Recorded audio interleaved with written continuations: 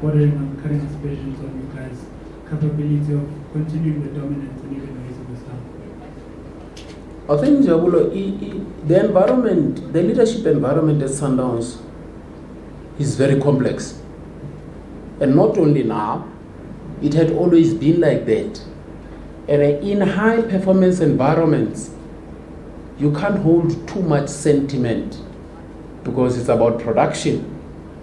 And answering the question directly, what is holding us together? What is keeping the environment? And maturity, my brother.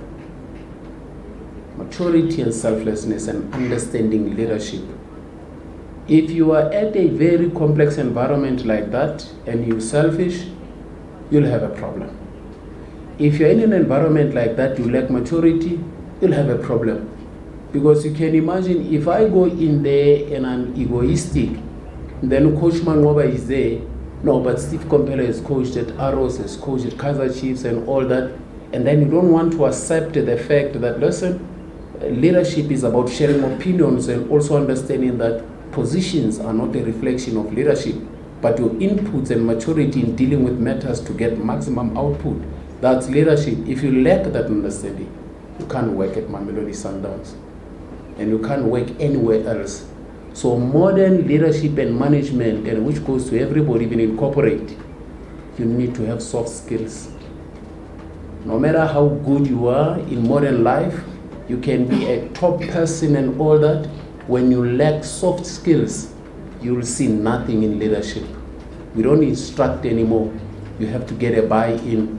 We don't bulldoze people. Tell me now, Carlos Queiroz working at Real Madrid, and then Beckham has to go to LA, there's a shoot on Gillette, whatever. Then Carlos says, no. Or Ronaldo takes his private jet. He leaves Spain, he goes to Portugal. You're dealing with these guys that have money like. Now, you want to tell me that you're going to treat him like a small boy? No, that time is gone, my friend, to be telling people. You have to explain why it has to be done. And then put it here, get a buy-in from them. Don't instruct them. And if our bosses are still instructing us, the management today has changed. Have soft skills to speak sense to these people that they understand why it has to be done, not what has to be done. That. Coach, I just want to go back. I don't politics. Okay, I think previously maybe we might have been harsh on you, but maybe we were informed by the events of that time to say that maybe coaches were a bit cowardice not to throw in the youngsters. What would you attribute? We see this change now, especially even with the victory. You're not just even throwing in these young boys, the under 17 or even the under 20, under 23 generation, as players will come in for the last 10 minutes, 15 minutes, but they are match winners, they start the games. What would you attribute this change to? Having confidence in the players. Maybe we are informed by the game as well, because the game has gone a bit faster, and the younger the faster you are, the game has gone very technical, and they've got great level of technical ability. And also, I think that there's a selling point, and there has to be a buy-in. Now, if your selling point does not have a very strong point of reference, the buy-in is slow, it's reluctant. I'll tell you why I'm saying that. If you then say to a loving person, football-loving person in South Africa, look at Yamal, whoever, look at this one and that one, they play 16, 17. You are then buying them the opportunity to be patient with a 17-year-old in South Africa. But previously, you never had that opportunity. So maybe the international point of reference has given us an acceptance to say, it's not about age. Governor Hunt once said that if you're good enough, it doesn't matter about your age. He doesn't care how young you are. If you're good enough, you get put in there, you play. So I think the game has gone to a level where people have bought into the understanding that it's not about age. If he's capable, let him play. And it has become an international trend and a phenomenon. And in South Africa, it also existed. So there's no way we can be in denial, even though sometimes it takes us a bit of time to accept where the game is going. In terms of players, it's easy, but they give you a confirmation as well, because all these youngsters, Abo Maben, Abo Kutwan, Abo Rele, and all these folks, you can see that these youngsters, and also go back and thank the development of football in terms of DDC and that in South Africa, because it helps. They get exposed to the structures of operating in a team environment, a professional environment, early enough, and then when they get to senior environments, they are not far behind. Even yesterday, the scorer in Polokwane yesterday, Ubuyapi, it's just that. So it is also important to say, let's not only look at it where it happens, but look where it comes from. But how did it happen? Acceptance to the reality. You can't be in denial. If the world says today, no, Stevie, accept that as soon as you give out a team sheet, there's a million comments that would be made about how nonsensical it is. If you're in denial, you're going to fight all those people. That's the reality of life. You put out a story, about a top story. That's the reality of life. If you're in denial, you'll never go around. And so you can't stay behind because you say fact that I don't know it, then it cannot be right. No, it doesn't mean if you don't know it, it's wrong. You gotta be aligned. I think South Africa is aligning as well, and it's a great initiative. Thank you, Coach. Last last night, Coach Mamelodi didn't have an immediate diagnosis of River. Didn't have An immediate diagnosis of River. Okay, it did look good when he went off. I just want to check if he is out of this match. How much of a blow is he? Because most of the stuff that you guys do revolves around him, systems and all those. Did you speak to Vina this morning? No. And also consider the fact that Mrs. is not there. So if you don't have both of them, who are sort of the heartbeat of the team. Okay. Why I'm asking you if you spoke to Vina this morning? Vina may have said, hey, Mahlatsi, ask him about the river for the weekend. And now you're talking to Steve Kompela. I am listening to what you're saying, but I hear what you're not saying. So, River's issue happened last night, and it's quite premature for us to have any exact assessment. Maybe we'd have had our team doctor, your medics would give us a better reflection. But listen, in football, things are possible. So it happened last night. As soon as we get feedback, we had regen and maintenance session. I come from training now. They were looking at him, and the protocols that are required from a medical point of view will be applied. We hope to have him. We should. And indeed, River, he gives the team different personality. Mshishi gives the team different personality.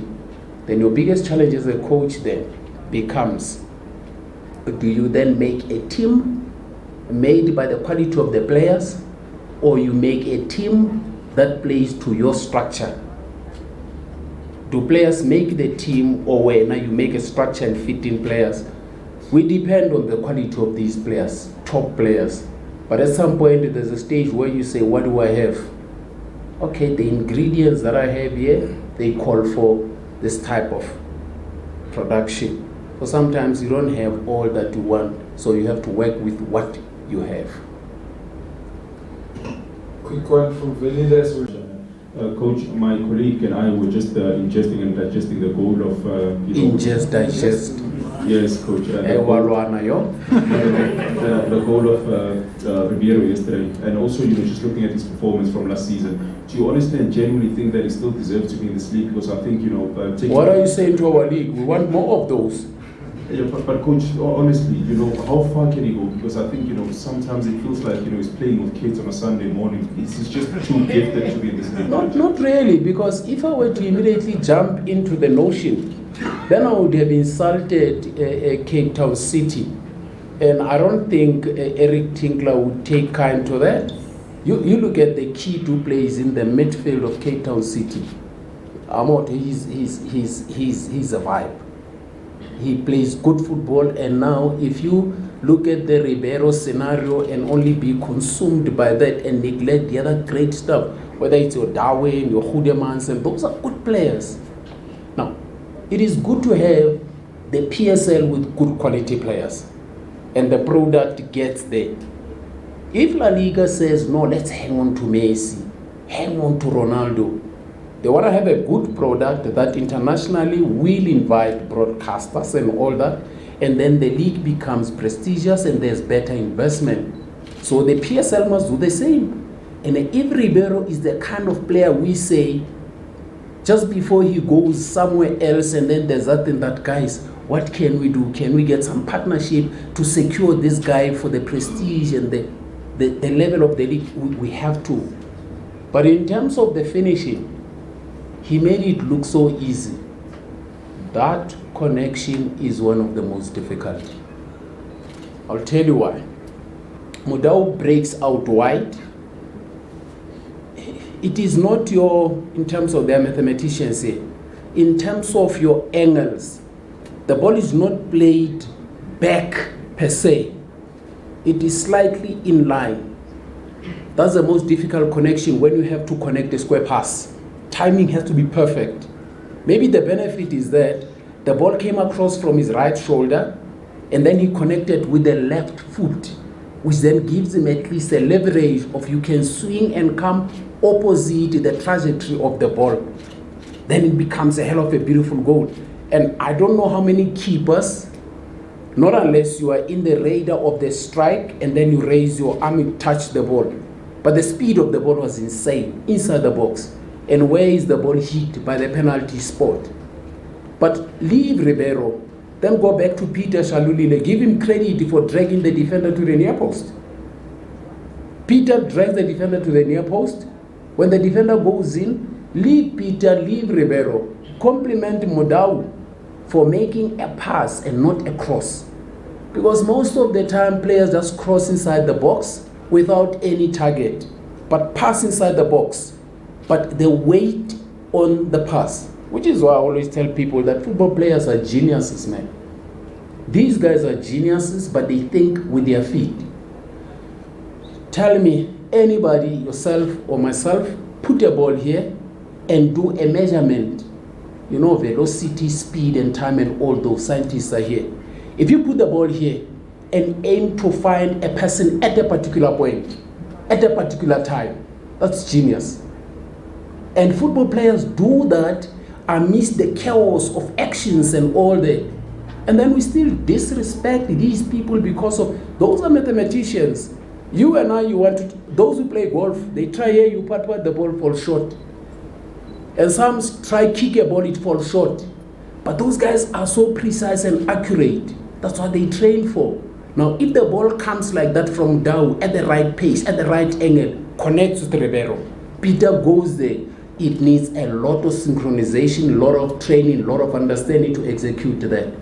But at the end of the day, after you put all the ingredients, the one who enjoys the soup simply says, the soup was nice. Thank you, Coach. Yeah. Mahlati? I'm just keen to find out on what you've made of Kaizer Chiefs under Coach Nasruddin Nabi, the way that they play, what he's changed, and maybe just as someone who's been on both ends, what are the intangibles that you need to get right in a game like this, sold out, FNB, cup game, under the lights? Our point of reference would be the match we played. You look at you guys who do SWOT analysis. You look at areas where you did very well. Are those opportunities still existent with the current setup at Kaizer Chiefs? Then you have to continue taking advantage. You look at what is it that you benefited from in the previous match. There is no more that it has been dealt with. What is happening currently? So you need to go to that level of also looking at what has changed, what are they doing. And I don't think it would be very professional of me to come here and do an assessment of our opponents. They do have their strengths, they do have their weaknesses, but there has been a significant element of belief, positiveness, there's aura, there's energy that you feel, and that energy comes from the results they acquired and how they see things unfolding. There's hope that this thing is gonna click, and it's good to see that, because when that happens, it puts everybody under pressure all the teams in the league who wish to be at the top spot, they will buckle up and make it a point that, hey, these people are coming. Everybody else now, it is more of a way of pushing everybody to improve their game. So it benefits everybody, not only themselves, but also the league. Yeah, but indeed, you feel them, and we felt them at FNB. You were there. The couple of last 10, 15 minutes, you could feel the change, even though there's certain things that we know that we shouldn't have done that, we couldn't have done that, we should have done better, we couldn't have done better. Whatever it was, we know. But do you go into a match at the back of a good 75 minutes and then stick to that template and expectation, or you go to the match now with the panic and anxiety of the last 15 minutes? Those are all things you have to factor in. But it's not going to be an easy match. And I'm sure you saw them in Polokwane when they play Supersport. You saw them yesterday. You still remember what happened when we played them at FNB. It's got to be packed. That stadium will just be golden, black, yellow, and whatever. So you have to perform. And players get affected by such environments. The big players love such environments. And players who get intimidated, the environment swallows them. So we just need to work not only from technical, tactical, preparation and all that. It's going to be more psychological as well. Have the nerve to perform under 100,000 people. Jim from Briggs Global Television Network. On that Shalulile matter, I just want to say, I mean, this season has been a high-scoring season for most of the teams.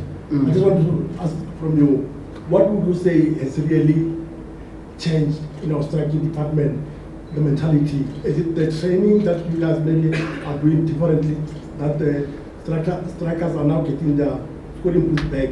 And on the Shalulile matter, I would like to say, now that he's coming back, what kind of talk did you have with him? Or what kind of help to motivate him to come back like that? Let me go back to the classic Steve you would know.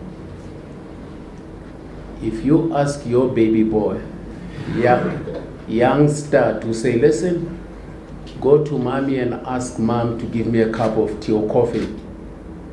When that boy goes to mommy, daddy's asking for a cup of coffee. And then mom says, listen, this tray cost me so much. This cup and this tea is special tea. Don't drop the tray. Chances are that tray is going to be dropped. It's fact. So you don't put stress upon something you know and realize that it is so fragile. But you have to find a way to cushion it and develop it to maturity. And that's what we do with Peter, and what these guys are professional. He knows that, you know what, I'm not in my best form. The goals are not coming. So what you do as a coach, try create scenarios, generate goals, and put him in a position where he can score. That's what Mamelodi Sundowns had been doing. And the support from his teammates, you could see. The whole Sundowns, even the bench, was at the corner celebrating Peter. And I'm sure supporters at the stands were also feeling the same vibe. So we do help without putting too much stress. If your deadline for submission of this assignment of the report of the press conference, if you know that deadline is 2:30 and it's 2 o'clock, Steve Kompela is still talking, you're going to make a lot of misprints and typing errors there because you become desperate to get to the end of what is required. But when you relax, no, you deliver a hell of a material. I hope you understand. Thank you. Now, with regards to goal scoring, I think, Jim, I don't know whether your question is in reference to Mamelodi Sundowns only or general in the league. That's beautiful. In fact, it's a good sign, because I remember there's a stage where everybody was saying, but these people are not scoring 10 goals per season and all that. It's beautiful. Maybe a whole lot of other factors.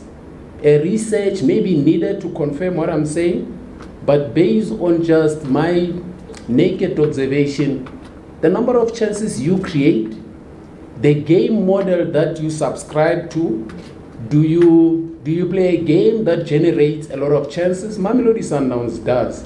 There's a match we played and we scored 5 goals, and when you look at the goal scorers, 5 different goal scorers.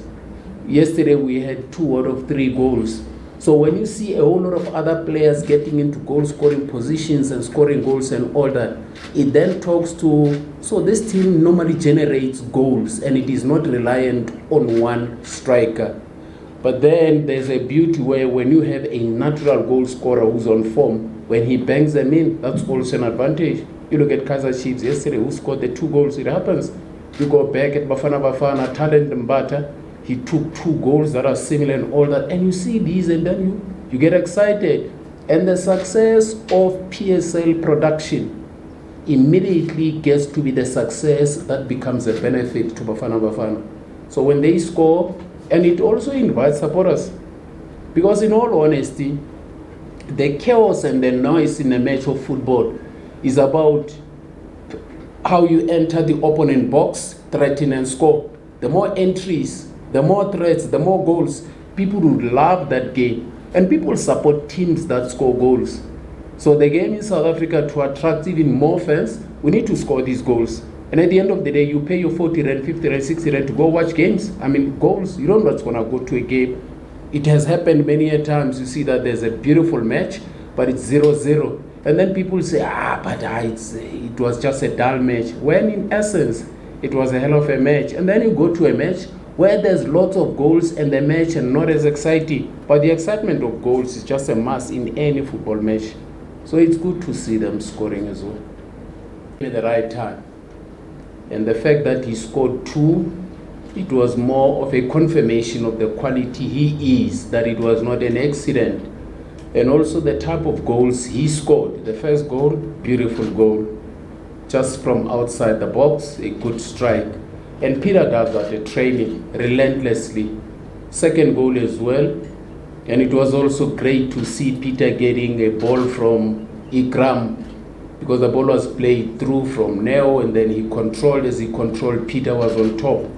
So when you find 2 strikers interplaying, one providing, the other one taking, the one who doesn't make, the other one takes, feels good, and it develops some sort of camaraderie.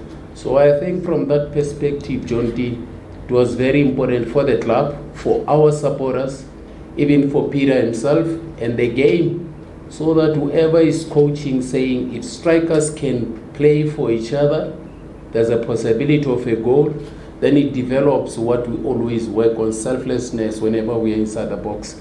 It was great pleasure seeing him scoring again, and his celebration, trademark. You could feel a man is jumping out of a shell and saying, goodness me, finally. We were all happy. Yeah, thank you very much for Tuan, and good morning to members of the media. I think I must first start by extending the apology from our head coach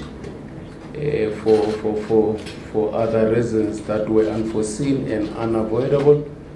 Couldn't make it, and I hope we shall be in a position to field and respond to all the questions that are posed. And I think the first one that you put across is it's going to be an exciting match. And already the fact that it will be round 2, people can have some sort of level of expectation. There's more of a measure based on what happened a couple of weeks back. And indeed, it was an exciting match. An early goal from Kaizer Chiefs in a packed stadium, great environment, good ambience. And we expect the same. But I think we had a responsibility to stay calm so that we can see ourselves through the match. And before one forgets, I must also convey a message that the ambience and environment was made perfect by supporters, only if they can come earlier. Only if they can come earlier, because it's got a whole lot of other dynamics in it. That when they delay the start of the match, it affects your match day routine. Because you would say in preparation for a match, you say the match is at 3 o'clock. What time is your pre-match meal? What time is your pre-match talk? The minute the match gets postponed or delayed a bit, then it would have affected your pre-match meeting, departure from the hotel, and pre-match meal. So it does affect us big time. And the psychology of sports as well. After warm-up, you get back into the dressing room, getting ready for the 4, 5, 6 minutes until the whistle is blown for teams to come to the tunnel. And then they get to be informed that, guys, the match is likely to be delayed for 30 minutes. It deflates. It's another restart. So if they could just come early, that's the only request. I know it is not my responsibility, but from the fact that it does affect the readiness and preparedness of the players to get on. Doubts at the beginning of when you guys came in at the start. Focus, mind over matter. Who said it will all be given to you? How many stories have you written when and all of them don't get 5 stars? Did you then drop the pen and the paper and the laptop? No. You didn't get bitter, you got better. Focus. And I have the same level of expectation from disappointments that success is always surrounded by lots of sourness and disappointment. And a slight touch of sourness and bitterness should not dampen your spirit and aggressive desire to want to succeed. C'est la vie, that's life. You're walking on water. When you walk on water and then you get flutters and then there's mud and then you start saying, say, when you approach water, then have expectations of those sprinkles. And not only sprinkles that are pure and clean, there may be mud there. So whatever you deal with, there's blessings and burdens are cousins. Chief, the only way to get life or to get fire, there must be friction. Without friction, there can never be any improvement. But if you want to swim in sweetness, you're going to rot in there. At some point, you need to clean yourself and drink water so that you clean your palate and say, okay, but this honey is different from the one that I had yesterday. Then you draw differences. But if you drown yourself in one mode, like a train, you're heading one station. Coach, it was great having you. Great pleasure. By the way,